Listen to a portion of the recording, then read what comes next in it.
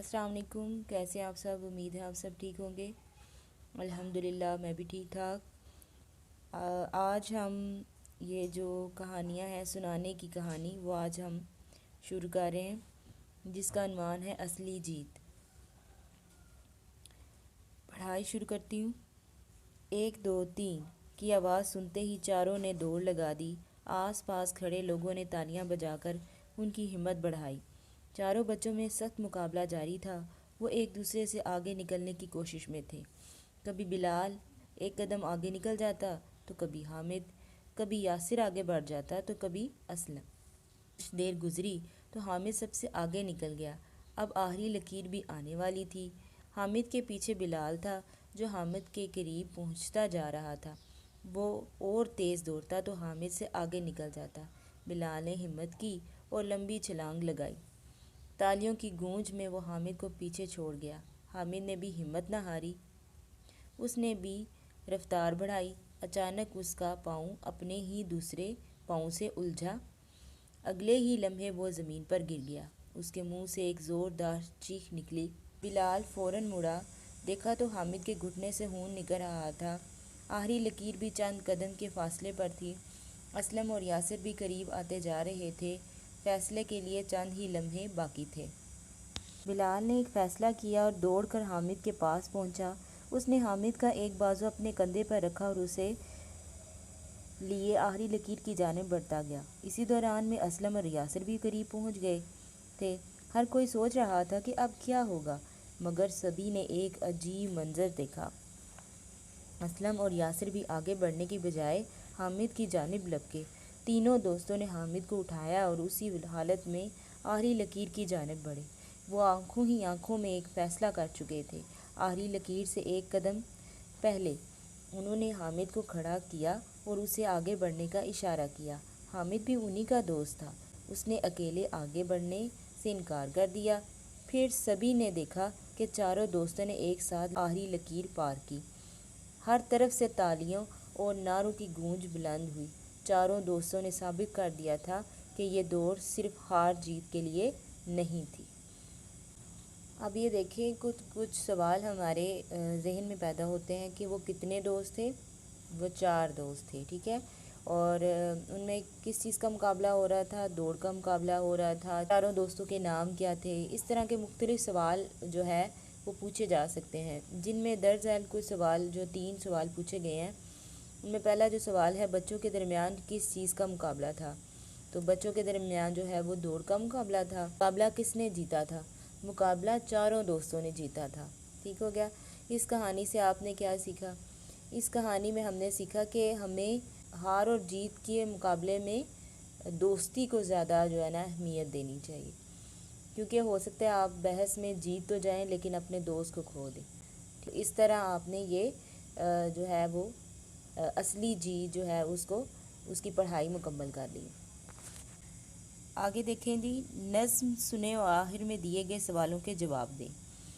अम्मी अब्बू को बताओ, सुनाने की नज़्म। अब ये आपने तस्वीरों पर भी गौर करना है। ठीक हो गया कि आपने देखना है कि तस्वीर में क्या बताया हुआ है और नज़्म में आपने देखना है कि वो आपको क्या पैगाम दे रहे हैं। तो शुरू करते हैं। घर से खेलने बाहर जाओ, खेलो कूदो मौज उड़ाओ, अनजान से कुछ ना लेकर आओ, पहले अम्मी अब्बू को बताओ, उनसे कभी तुम कुछ ना छुपाओ। देखो, जैसे ये अनजान औरत हैं तो आप उनसे कुछ भी लेकर मत खाएं। तो ये आपको पैगाम दिया जा रहा है। ठीक है, ये पार्क है और पार्क में बच्चे बहुत खेल रहे हैं। बेशक आप बाहर जाएं, खेलें कूदें, लेकिन किसी अनजान से कोई चीज़ लेकर मत खाएं। अगली तस्वीर पे भी आपने गौर करना है, पर इस पे भी गौर करना है। देकर टाफ़ी कोई बुलाए, अपने साथ ले जाना चाहे, टाफ़ी देख के ना ललचाओ, पहले अम्मी अब्बू को बताओ, उनसे कभी तुम कुछ ना छुपाओ। जैसे ये देखें, एक लड़का और लड़की हैं और ये गली में खड़े हैं और कोई अनजान शख्स उनको टाफ़ी दे रहा है तो उनसे लेकर नहीं खानी। कोई लगाए जब तुमको हाथ, तुम्हें पसंद ना आए ये बात, गुस्सा अपना उसे दिखाओ, पहले अम्मी अब्बू को बताओ, उनसे कभी तुम कुछ ना छुपाओ। तो ये देखें, जैसे अगर आपको کوئی ہاتھ لگانے کی کوشش کرتا ہے، وہ بتاتا ہے کہ میں آپ کا اپنا ہوں، لیکن اسے اگر آپ کو اس کا جو ہاتھ لگانا ہے وہ آپ کو اچھا نہیں لگ رہا تو آپ اس کو منع کرو، اس کو غصہ کرو اس پہ، ٹھیک ہو گیا۔ کوئی کہے کہ یہ لو دام، چپ کر کر دو میرا کام، باتوں میں اس کی تم نہ آؤ، پہلے امی ابو کو بتاؤ، ان سے کبھی تم کچھ نہ چھپاؤ۔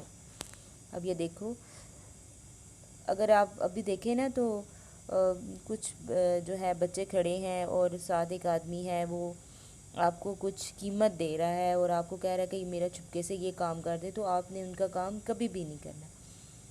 اور یہ آپ کو بتا رہے ہیں کہ آپ کسی بھی انجان شخص سے کوئی بھی چیز نہ لیں، ان سے آپ خاص طور پہ ٹافی وغیرہ نہ لیں، وہ اگر آپ کو وہ چھونے کی کوشش کرتے ہیں یا آپ کو کوئی کام کرنے کو کہتے ہیں منع کرتے۔ اچھا جی، آگے دیکھیں سوالات۔ انجان کا کیا مطلب ہے؟ انجان کا مطلب ہوتا ہے جسے آپ جانتے نہیں۔ اور اگر سوال دوسرا پوچھا گیا، اگر کوئی آپ کو غلط طریقے سے ہاتھ لگائے تو آپ کو کیا کرنا چاہیے؟ اگر آپ کو غلط طریقے سے کوئی ہاتھ لگائے تو آپ کو اس کے اوپر غصہ کرنا چاہیے، اس کو اپنے آپ کو ہاتھ لگانے نہیں دینا چاہیے۔ جائزہ نمبر 4، سننا۔ کہانی غور سے سن کر سوالوں کے جواب دیں زبانی۔ ایک دن زید اور کنول امی جان کے ساتھ بازار گئے۔ بازار میں بہت زیادہ بھیڑ تھی۔ کنول نے امی جان کی انگلی تھام رکھی تھی۔ کنول کا دوسرا ہاتھ زید کے ہاتھ میں تھا۔ امی جان نے زید کو سمجھایا کہ بہن کا ہاتھ مت چھوڑنا۔ بازار کی رونق دیکھ کر زید یہ بات بھول گیا۔ وہ ایک جگہ رک کر کھلونے دیکھنے لگا۔ کچھ دیر بعد اسے پتہ چلا کہ وہ اکیلا رہ گیا ہے۔ زید ایک طرف کو دوڑا۔ اسے لگا کہ امی جان اس جانب گئی ہوں گی، لیکن ایسا نہیں تھا۔ اب تو زید پریشان ہو گیا۔ اس کی آنکھوں میں آنسو آ گئے۔ زید آس پاس دیکھنے لگا۔ اچانک زید کو محسوس ہوا کہ کوئی شخص اسے گھور رہا ہے۔ پھر وہ شخص زید کے پاس آیا اور بولا، بیٹا تمہارے ابو تمہیں بلا رہے ہیں، میرے ساتھ آؤ۔ زید یہ سن کر ہوش ہو گیا، لیکن پھر اسے خیال آیا کہ میں تو امی جان کے ساتھ آیا تھا۔ یہ خیال آتے ہی زید نے شور مچا دیا، بچاؤ بچاؤ، یہ شخص مجھے پکڑنا چاہتا ہے، بچاؤ بچاؤ۔ یہ سنتے ہی وہ شخص بھاگ کھڑا ہوا۔ لوگ بھی اس کے پیچھے بھاگے۔ کئی لوگ زید کی طرف آئے۔ ایک خاتون نے اسے تسلی دی کہ بیٹا پریشان مت ہو، مجھے بتاؤ کیا ہوا تھا۔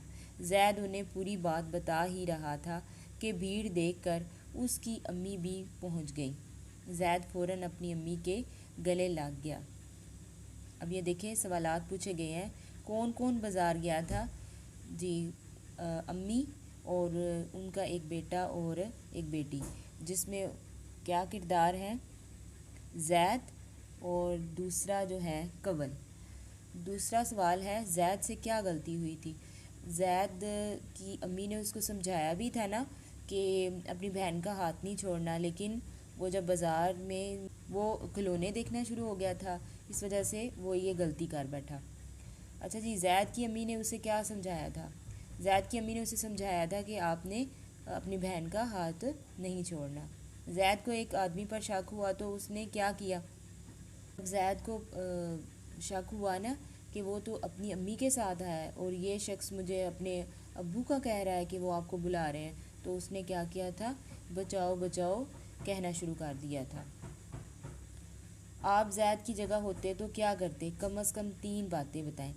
اچھا، اگر ہم زید کی جگہ ہوتے تو ہم جو ہے شور مچاتے، اس کے علاوہ ہم لوگوں کو اکٹھا کرنے کی کوشش کرتے اور اپنی امی کو ڈھونڈنے کی کوشش کرتے۔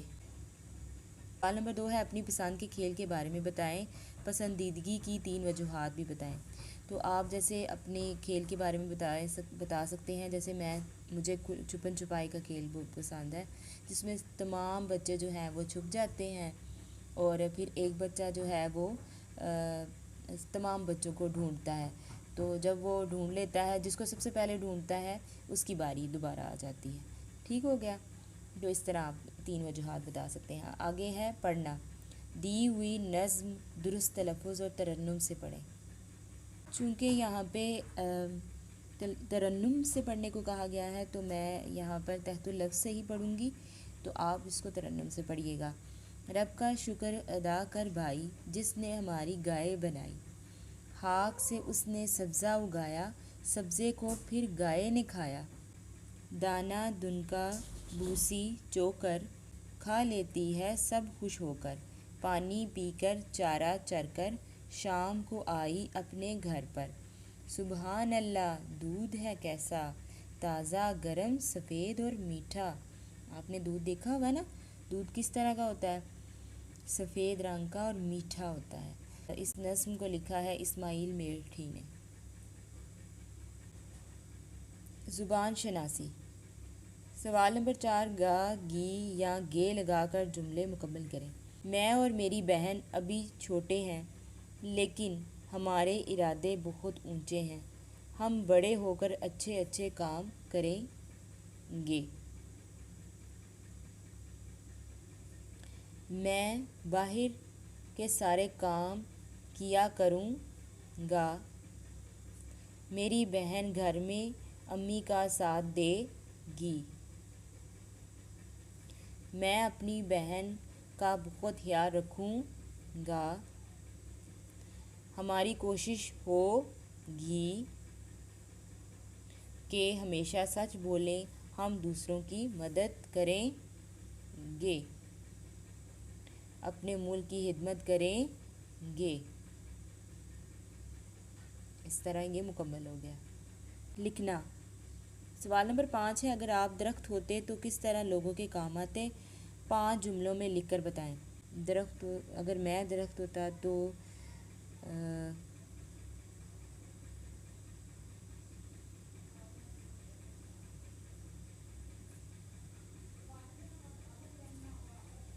تو مسافر کو سایہ دیتا۔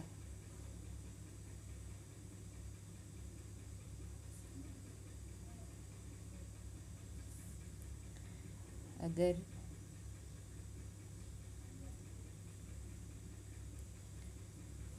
درخت ہوتا تو میری لکڑی جلانے کے کام آتی۔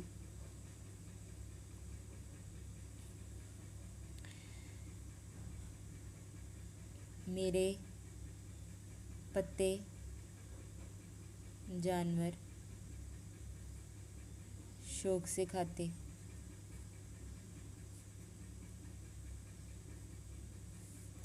میری لکڑی سے فرنیچر بنتا۔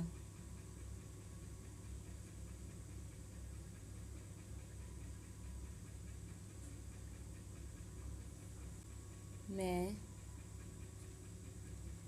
تمام انسانوں اور جانوروں کو آکسیجن دیتا۔ اس طرح یہ جو کام ہے مکمل ہو گیا ہے، اور مجھے امید ہے آپ کو سمجھ بھی آ گئی ہوگی۔ اس کے ساتھ مجھے دیں اجازت، اپنا خیال رکھے گا، دعاؤں میں یاد رکھے گا۔ اللہ حافظ۔